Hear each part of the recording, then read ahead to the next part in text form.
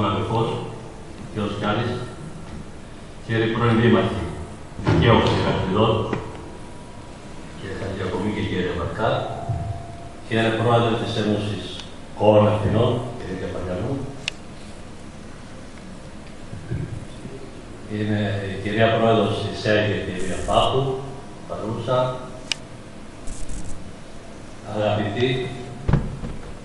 αγαπητές κυρίες και κύριοι. Σήμερα έχω μια σοβαρή συζήτηση σχετικά με τις βιβλιοθήκες της ΚΟΠ, συντονισμό κλπ. Όπως βλέπετε, όπως ξέρετε και βλέπετε, ξέρετε ότι οι βιβλιοθήκες είναι κλειστές, βλέπετε ότι το ενδιαφέρον είναι λίγο, δυστυχώς, για τις βιβλιοθήκες. Έχουν άλλα πράγματα. Κύριε Μανού, συγγνώμη, δεν σας καλωσόρισα. Ο κύριος Φίλιππ Πασχαλούδης, πρώην πρόεδρος και αυτός.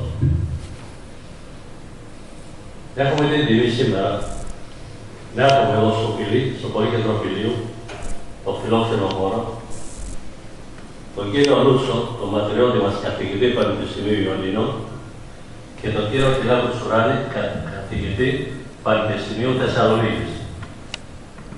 Τους ευχαριστούμε για την παρουσία τους και για την ομιλία που θα κάνουν σε λίγο σχετικά με τις βιβλιοθήκες. Πιστεύω από τη σημερινή εκδήλωση κάτι να προκύψει, κάποιοι να φιλοτιμηθούν για να λειτουργεί επιτέλους και η παιδεία, που είναι το σοβαρότερο θέμα που απασχολεί τους νέους μας σήμερα, καθώς τον άλλον υγεία κλπ. Ελπίζομαι να βελτιωθούν οι καταστάσεις και όλοι μαζί να πετύχουμε αυτό που πρέπει για την Ελλάδα μας. Στο τέλος της ομιλίας ή και τώρα, όποιος θέλει να απευθύνει ένα χαιρετισμό, μπορεί να έρθει εδώ ή από εκεί που είναι, και στο τέλος θα τεθούν ορισμένα ερωτήματα στους ομιλητές, στους ματιρώδες καθηγητές, για να απαντηθούν. Ευχαριστούμε που ήρθατε και αρχίζει η ομιλία με τον κύριο Νούτσο, τον Παναγιώτη. Συγγνώμη, ο κύριος Σαχιδέας πρώτος και μετά ο κύριος. Αν κάποιος θέλει να κάνει κάποιο ερώτημα, ή χαιρετισμό.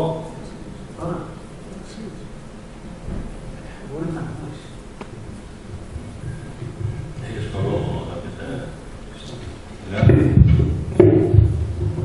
Ευχαριστώ κύριε Πρόεδρε, κυρίες και κύριοι. Λόγοι οργανωτικοί για τους οποίους δεν ευθύνομαι προσωπικά, δεν μου επιτρέπω να παρουσιάσω την εικόνα εκείνη για τις δημόσιες βιβλιοθήκες της ΚΟΠ που θα ήθελα, καθώς και να παρακολουθήσω μέχρι τέλους την εκδήλωση αυτή.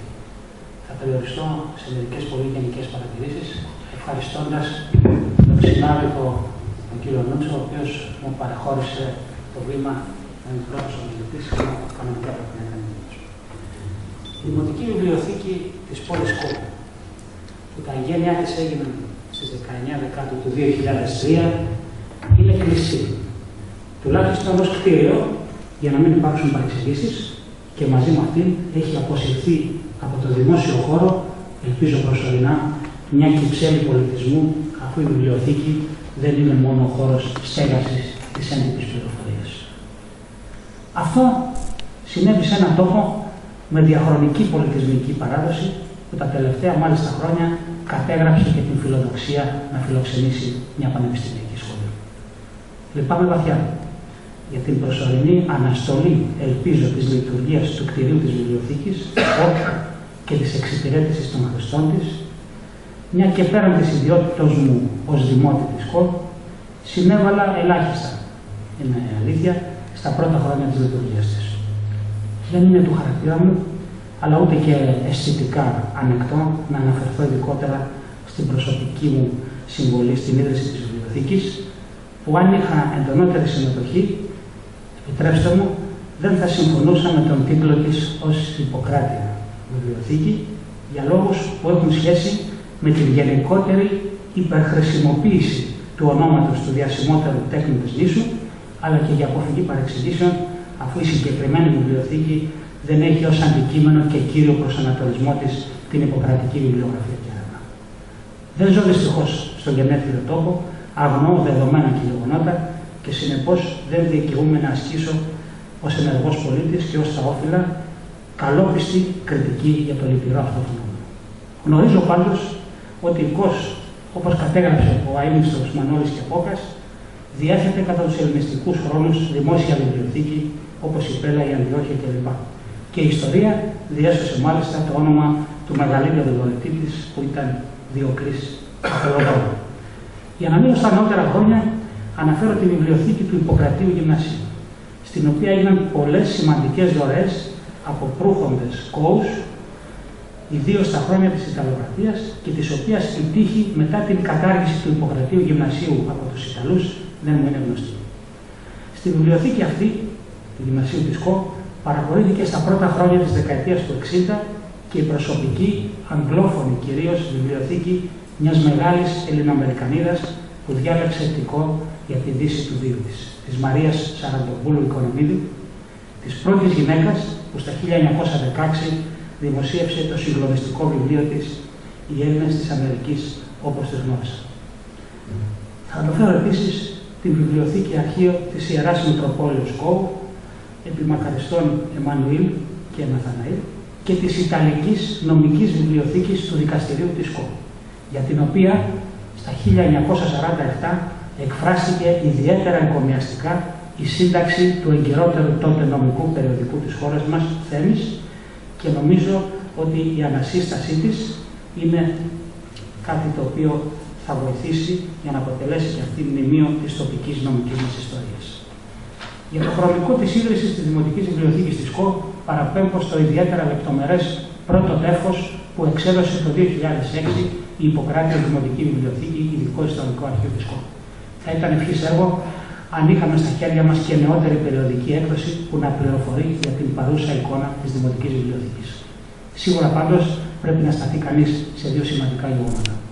Πρώτον, τη δημοσίευση στις 23 Σεπτεμβρίου του 1997 της ιδιόχειρης διαθήκης του Αναστασίου Καραναστάση, που υπήρξε καταλήτης της προσπάθειας και που το όνομά του θα έπρεπε ίσως να κοσμεί τον τίτλο της βιβλιοθήκης. Αποχωρίζω ένα κομμάτι από την ιδιόγραφη διαθήκη. Όλα αυτά τα βιβλία τα κληροδοτώ στη βιβλιοθήκη της πρωτεύουσας ΚΟ, αν έχει ιδρυθεί ειδικό οίκημα. Ιδάλλως να περιέρχονται στο πνευματικό κέντρο της ΚΟ οφειλητάς. Δεύτερον, αναφέρω την απόφαση 8 της 6ης Σεπτεμβρίου 2002 του Διοικητικού Συμβουλίου του Δήμου της ΚΟ, με την οποία αποφασίστηκε ομόφωνα η σύσταση νομικού προσώπου δημοσίου δικαίου σύμφωνα με το άρθρο 203 του Κώδικα Δήμων και Κοινοτήτων με τίτλο Ιπποκράτειος Δημοτική Βιβλιοθήκη, ειδικό ιστορικό αρχείο. Σημαντικό είναι ότι τόσο η στέγαση όσο και η κατάργηση του νομικού αυτού προσώπου μπορεί να γίνει μόνο με απόφαση του Δημοτικού Συμβουλίου. Τι προτείνω και με αυτό κλείνω. Πρώτον, ενεργοποίηση του φοιτητά σύμφωνα και με την βούληση του Καραναστάση. Οι δράσεις του μπορούν να συγκεκριμενοποιηθούν κατά το πρότυπο λόγου χάρη του Σωματείου Φίλη της Βιβλιοθήκης του Τμήματος Νομικής του Πανεπιστημίου Θεσσαλονίκης, της δεύτερης μεγαλύτερης νομικής βιβλιοθήκης της χώρας μετά τη βιβλιοθήκη του Δικηγορικού Συλλόγου Αθηνών. Είμαι μέλος του Διοικητικού Συμβουλίου της Βιβλιοθήκης του Τμήματος Νομικής, μετέχω επίσης στο Σύλλογο Φίλων της Βιβλιοθήκης. Έχω κάποιες γνώσεις και είμαι στη διάθεση των συμπατριωτών μας και τις καταθέσω αν αυτό θα βοηθούσε στην επανεκκίνηση των λειτουργιών της βιβλιοθήκης της χώρας. Δεύτερον, προτείνω να γίνει ένα συνέδριο δημοτικών βιβλιοθηκών ή της Δωδεκανήσου ή όλων των νησιών του Ανατολικού Αιγαίου. Τονίζω, γιατί μου έκανε μεγάλη εντύπωση προσωπικά, την δημόσια βιβλιοθήκη της Χίου ο Κοραής, που αποτελεί όχι μόνο μια από τις αρχαιότερες βιβλιοθήκες, αλλά ουσιαστικά μία προσφορά στον γενικότερο πολιτισμό μας. Αφήνω κατά μέρος το θέμα του ιστορικού αρχείου, για το οποίο νομίζω ότι χρειάζεται ειδική εκδήλωση, γιατί εδώ αναφέρονται πάρα πολλά προβλήματα και νομικά. Τρίτον, χορηγικό πνεύμα. Πρέπει το χορηγικό πνεύμα να ενταθεί και να ενισχυθεί. Οι δωρεές σε χρήμα και σε βιβλία πρέπει να αυξηθούν. Αυτό θα αποτελέσει πίεση για την επαναλειτουργία της. Τέταρτον, σύνδεση ηλεκτρονική ενδεχομένως με τις υπάρχουσες εν λειτουργία τοπικές ειδικές βιβλιοθήκες, που θα μπορούσαν ενδεχομένως να αναλάβουν προσωρινά το βάρος της εξυπηρέτησης των χρηστών και της τρέχουσας διαχείρισης. Πέμπτον, η βιβλιοθήκη της ΚΟ είναι ζωντανή. Οι υπόλοιπες δραστηριότητες της δεν έχουν ευτυχώς ανασταλεί, ούτε και πρέπει να συμβεί κάτι τέτοιο. Θα πρέπει να συνεχιστεί η εκδοτική παρουσία της πάση θυσία με την ολοκλήρωση της φωτομηχανικής επανέκδοσης και των υπόλοιπων τόμων των οικοείων του Ζεράφτη και γιατί όχι και του προαναφερθέντος βιβλίου της Μαρίας Οικονομίδου, που είμαι βέβαιος ότι θα συγκινήσει βαθύτατα τους απόδημους μας και θα αναδείξει μια συγγραφική προσωπικότητα που αγάπησε μέχρι τέλους. Προτείνω τέλος τη συνεργασία με το Διεθνές Ιπποκράτη Ίδρυμα της ΚΟ, δρατώμενος της ευκαιρίας της παρουσίας εδώ του αγαπητού κυρίου Νικολάου Μανούση, με τον οποίο, όπως γνωρίζει και ο ίδιος, συνεργαστήκαμε στενά στην δημιουργία βιβλιοθήκης στην Ένωση ΚΟ της Αθήνας.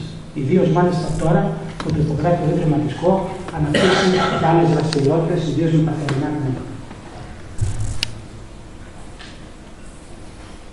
Κυρίες και κύριοι, δεν είναι και δεν πρέπει να είναι άλλωστε η οικονομική κρίση. Ακόμα και αν λείπουν οι χρηματικοί πόροι, δεν έχουν εξαφανιστεί από τον τόπο μας. Ούτε οι ιδέες, ούτε ο ταλαντισμός, ούτε το χορηγικό πνεύμα, ούτε σε τελική ανάλυση ο πολιτισμός. Ευτυχώς.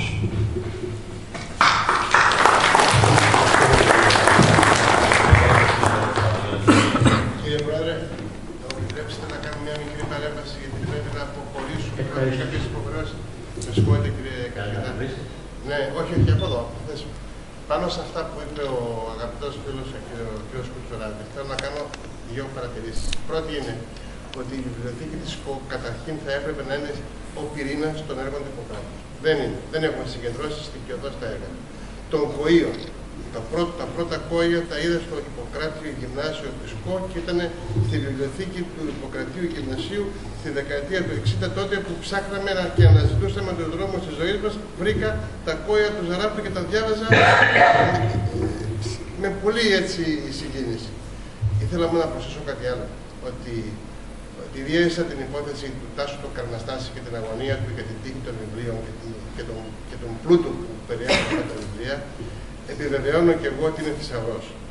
Δεύτερον, θέλω να σημειώσω επίσης τη συμβολή του Μορφωτικού Ιδρύματος της Εθνικής Τράπεζας. Ο αείμνηστος Χριστόφορος Κάσδαγλης ήταν συμπατριώτης μας και προσέφερε στο Πανελλήνιο, στα γράμματα και στην προσπάθεια διάσωσης του πολιτισμού και του πνεύματος. Στην ΚΟ, στην πατρίδα του, είχε και εκείνο στην αγωνία να προσφέρει.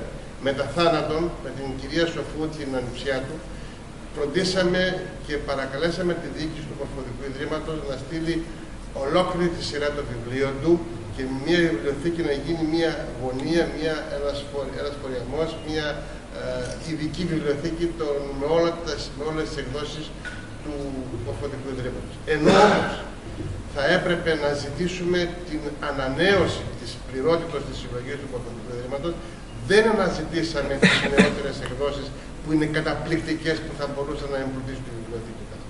Και μια τελευταία παρατήρηση, κύριε Πρόεδρε, είναι ότι επίσης η Ένωση ΚΟΝ στην Αθήνα είχε έναν επίτιμο πρόεδρο, τον Ελπιδοφόρο Παπαντονίου, γιατρό με φοβερή ανθρωπιστική προσφορά, ο οποίος στην αγωνία του για το μέλλον των παιδιών της Αντιμάχιας προσπάθησε να δημιουργήσει ένα πνευματικό κέντρο. Δημιούργησε τη βιβλιοθήκη της Αντιμάχιας. Ταλαιπωρήθηκε στη Μητρόπολη που δεν μπορούσε το νομικό πρόσωπο να συσταθεί για 1000 λόγους, κυρίως ιδιοκτησιακού καθεστώτος, στην αλήθεια, την αυλή της Αγίας Τριάδας στην Αντιμάχια, που ο παπάς είπε χτίστε το, η Μητρόπολη είπε τώρα θέλω να γράψουμε απάνω εκκλησιαστική βιβλιοθήκη. Κάπου δηλαδή εκεί υπήρξε ένα πρόβλημα, το οποίο λύθηκε με τη δημιουργία ύστερα από πολλά χρόνια του νομικού προσώπου στο Δήμο της τότε Ηρακλειδών και τώρα του Δημοτικού, που λέγεται η Βιβλιοθήκη της Αντιμάχιας, και θυμάμαι τότε ότι βρήκε στέγη τα αγροτόπεδα της Αντιμάχιας μέσα σε αυτό το καταπληκτικό δημιούργημα, με πρόεδρο, ποιο νομίζετε, το σημερινό μας δεσπότη τότε Φίλιππο Κέκο Παναγιώτη, πρόεδρο του Συλλόγου των Αγροτοπέδων Αντιμάχιας. Συγκινούμε που τα λέω. Είναι ξεκινήματα. Είναι πράγματα τα οποία σηματοδότησαν μια πορεία. Δεν ξέρω, οι εποχές αλλάξανε. Τα βιβλία πλέον σήμερα δεν είναι για η πηγή των γνώσεων. Η πηγή των γνώσεων είναι το ίντερνετ που πράγματι πατάς στο Google και βρίσκεις ό,τι θέλεις. Όμως η τεκμηρίωση, τα αρχεία και κυρίως η προσέγγιση του βιβλίου που ίσως με μία έτσι αναπόλυση κάποιων χρόνων και κάποιας διαδρομής του καθένα μας, νομίζω πως είναι ένα αντικατάστατο. Ευχαριστώ πολύ, κύριε Πρόεδρε.